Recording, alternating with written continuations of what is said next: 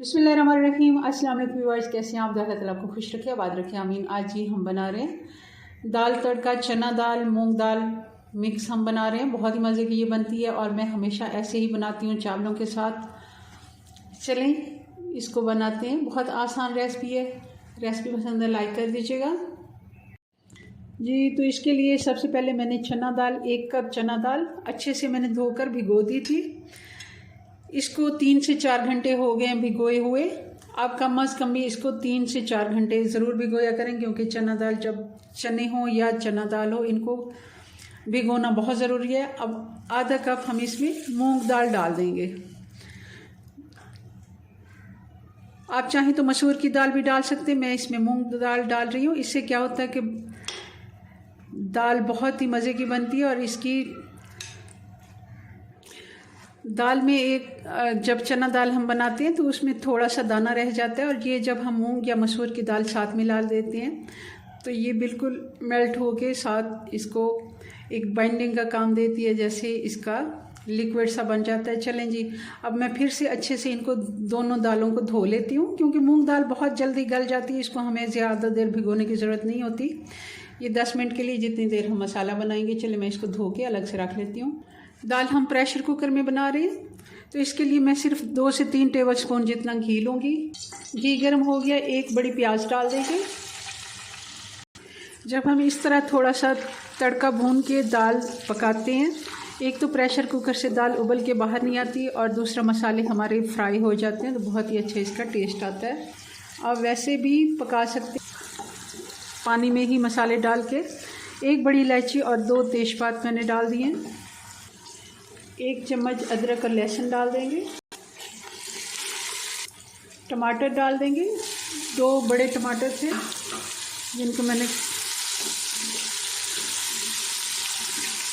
रफली सा चॉप करके डाल दिया है। थोड़ा सा पानी मैंने डाल दिया, और साथ में मसाले डाल देते हैं। 1.5 टीस्पून हम इसमें हल्दी पाउडर डालेंगे। 1.5 कप दाल है हमारे पास, तो 1.5 टीस्पून। लाल मिर्च पाउडर 1 टेबल स्पून, और नमक भी 1 से 1.5 टीस्पून या फिर टेस्ट के मुताबिक। 2-3 हरी मिर्चें डाल देंगे। दाल डाल देंगे।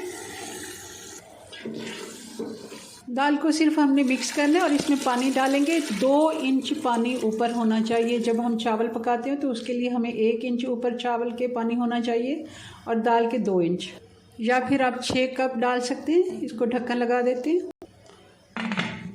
हम इसको 10 मिनट का प्रेशर देंगे।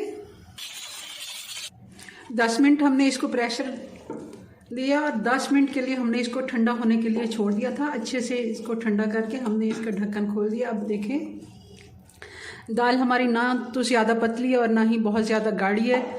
मुझे इस तरह की पसंद है। आप चाहें तो इसको थोड़ा सा और पतला कर सकते हैं। फिर आप इसमें 1 कप पानी डाल के थोड़ा सा बॉयल कर लें इसको। तो मेरे हिसाब से ये परफेक्ट है। मैं इसका तड़का बना देती हूँ। आधा कप घी मैंने फ्राई पैन में डाल दिया है। 3 जवे लहसुन के मैंने बड़े वाले थे, 3 ले लिए, काट के डाल दिए। लहसुन का कलर थोड़ा सा चेंज हो गया। अब इसमें डाल देंगे हरी वाली मिर्चें।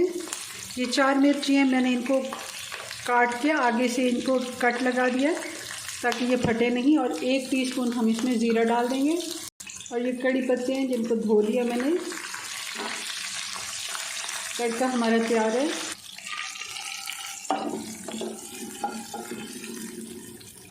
अब डाल देंगे हरा धनिया, गरम मसाला।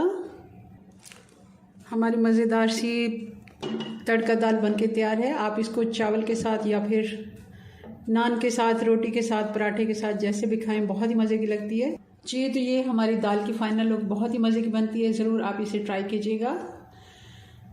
अपनी दुआ में याद रखें। मिलते हैं नेक्स्ट वीडियो में नई रेसिपी के साथ। तब तक के लिए अल्लाह हाफिज़।